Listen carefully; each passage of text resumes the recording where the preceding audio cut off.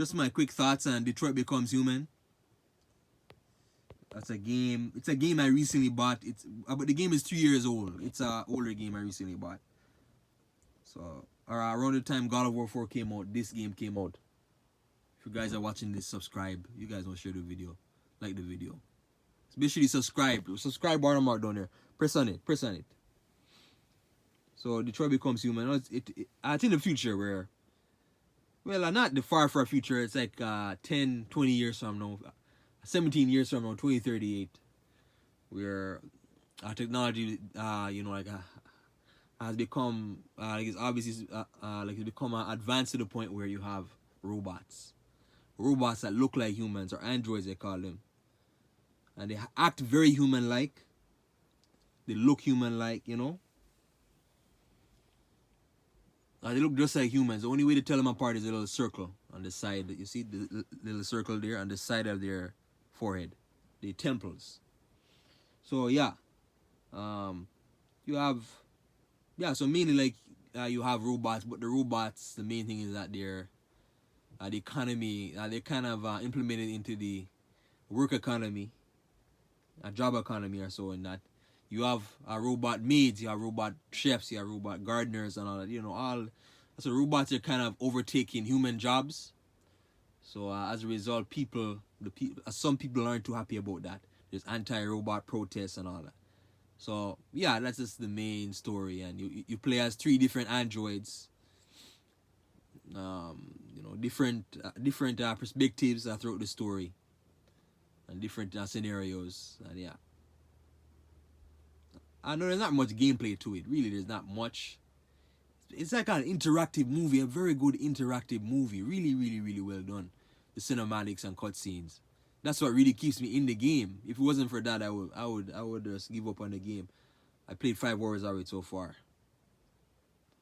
Now it's a very nice. Now gameplay is mainly decisions, right? Or pop-ups, like I press X for this approach, or hold X to do this, or hold triangle, hold your right stick in a certain direction to open the door, talk to this person, go here, talk. But what I really love is the different approaches. Now there's some approaches where in a certain scenario you can act. You basically act sympathetic.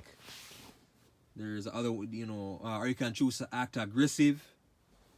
You can choose to act kind of hostile, or empathy, like with empathy, or kind of act like something doesn't affect you in a way, appealing, act direct, indirect. So there's different types of approaches. Sometimes there'll be even a choice where you're faced with a certain scenario, and where I can lie or tell the truth. And there's an android in the game. He's basically a detective android, so he helps the cops catch like bad guys or whatever.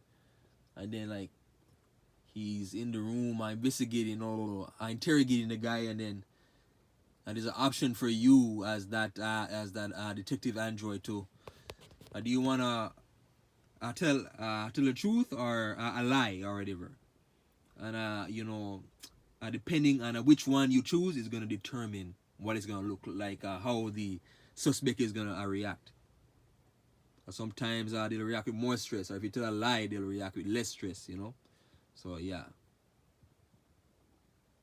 Now with these decisions, there's many different ways how each chapter. There's different chapters. So you play as. Just give me a sec here. You play as these 3 characters in the game. So these 3 characters quickly, just, and then so everyone has a different story, right? And yeah, so this guy here, he's the detective. So, but they all have their chapters. That's kind of reading a book, but you're watching it via movie format. So each chapter has different possibilities depending on the choices you make. There's some, obviously the different approaches, right? And for the most part, something will play out the same way. I replayed a certain chapter like 4 times, and I played out at the exact same way. I chose different approaches or whatever. So there's sometimes where it's like there's a secret approach that will lead to the alternate ending of that chapter, or like alternate outcome. But you really gotta explore. It's just exploring and how you want the character to be. Sometimes, you know, they kind of treat the androids as slaves in the game, kind of, or servants, right? Second class citizens.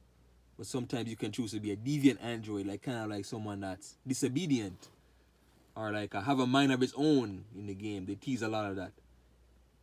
Playing a game now, you can again now you can choose to be deviant, obedient, or you know, again, a liar, a truther, you know, all that, a thief. So the difference. So again, and then after every chapter you play, there's you know, like it'll show you like a web, like a web of different scenarios or possibilities you could have went based on the choices that you were given, you know. So it's very that's the main thing about it. It's choices, decisions, going different paths, and for the most part, each chapter is gonna play out the same way. For the most part, you're not really giving like a whole lot of options in certain scenarios, you know. But you really gotta okay. It's fun to replay and explore.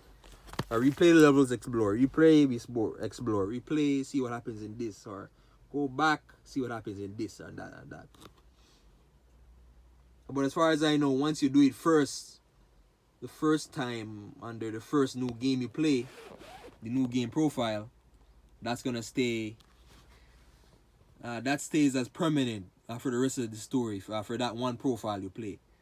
So you can replay it and then replay it and go a different way, but it won't impact the rest of the story on that profile.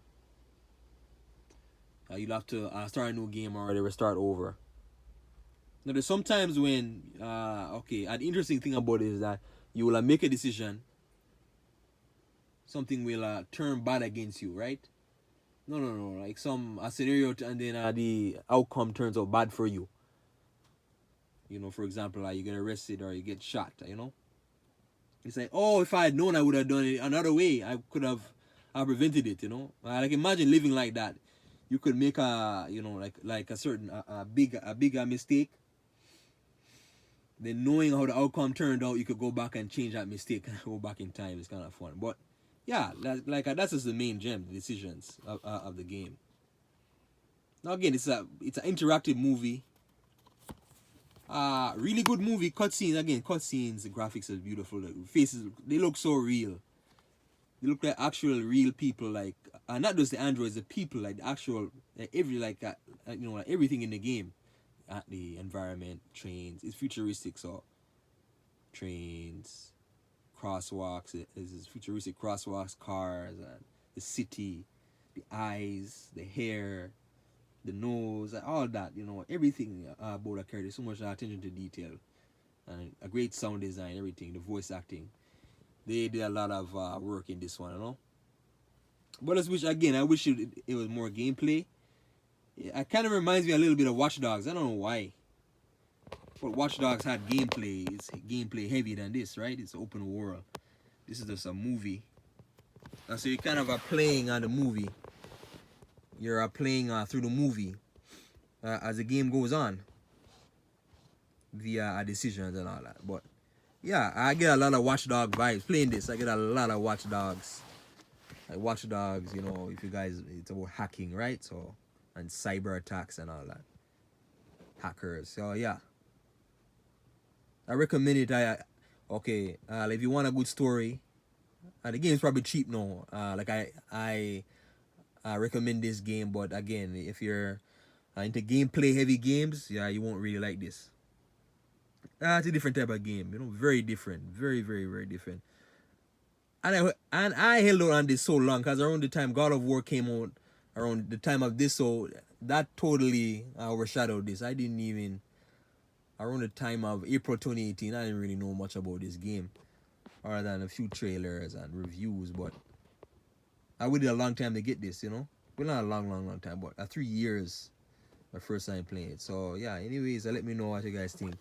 Have you guys played it? Do you guys plan on playing it? Let me know. Thanks for watching.